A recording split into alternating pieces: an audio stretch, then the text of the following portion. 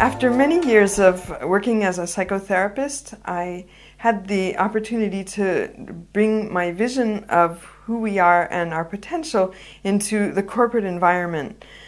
Basically, this involves using the psychology that I use, which is a holistic vision of who we are and our potential, but also using tools or messages to wake up our higher calling or our inspiration so that we align to ourselves and live our lives in congruence with ourself, our society, and nature. So this fits perfectly into working with the elements of today's crisis, which involves an ethical crisis that has an effect on our ecology and our economy. At one point, I was at a congress in India, and the goal of the congress, it was the World Congress of Psychology and Spirituality, and the goal was to create new projects.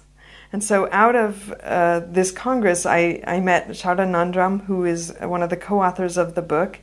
What we did is we put out the word to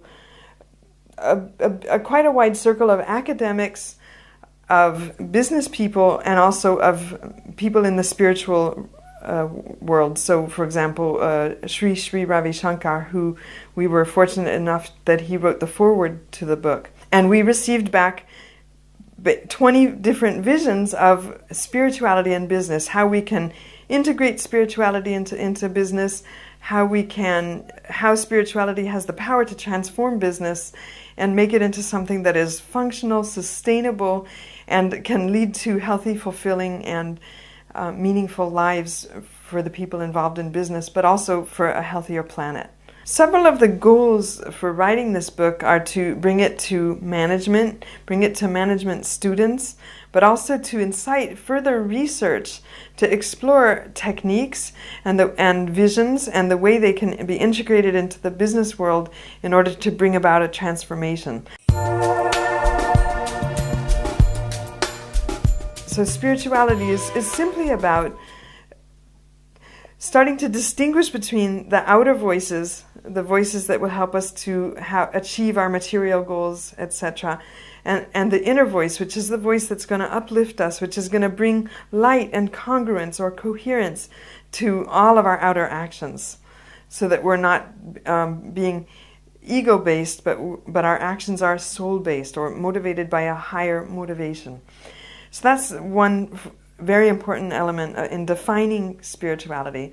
And it's a very broad concept of really respecting that each individual has their own spiritual calling, their own speed at which they discover and unfold to their spiritual self. And so there's a great room for diversity. And yet behind all the diversity, each uniqueness of each individual, there's a oneness that brings us all together, that makes us human. The book has 3 sections, and the first section is various theories of what is spirituality, how to bring it into the workplace, and what are the implications and potentials of doing so. There's a case study of using different techniques, spiritual and holistic techniques, to do athletic coaching. And there's another one of a very wonderful group who went into multinational corporations and does yoga breathing and meditation workshops. And then they went in and they measured the effects of the positive effects. How does it help you dealing with your colleagues? How did it help you in your vision of who you are? And when you work bringing a spiritual model into companies with the leaders of a company, you can actually change the very strategy, vision, and mission of a company to align to a higher set of values. One of the case studies was a project that was done in a Fortune 100 company. They basically wanted me to explore their consumer group, which is mothers, from a holistic perspective. And I ended up with presenting to the client a proposal for ways to infuse this higher vision into their branding and marketing for the product. So with very concrete messages, textures, colors, and advertising ideas, and also a new product line.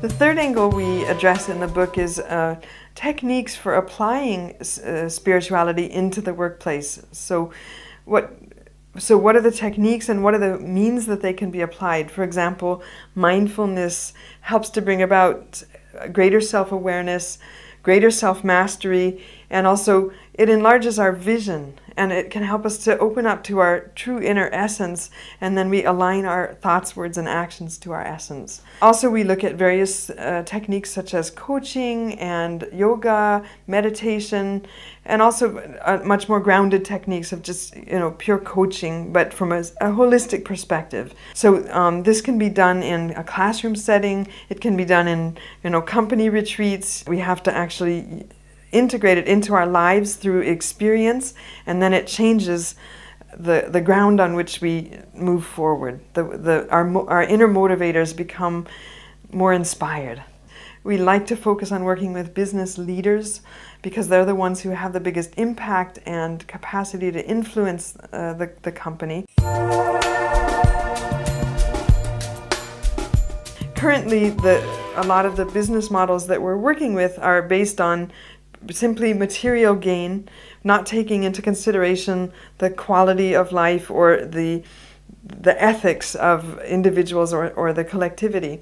And so we're looking at revisioning business from a higher ground, and a ground that is sustainable and that's a win-win model, so that nobody's being exploited and everybody's being uplifted. And there are some tremendous things happening out there. And we'd like to contribute to that with this project.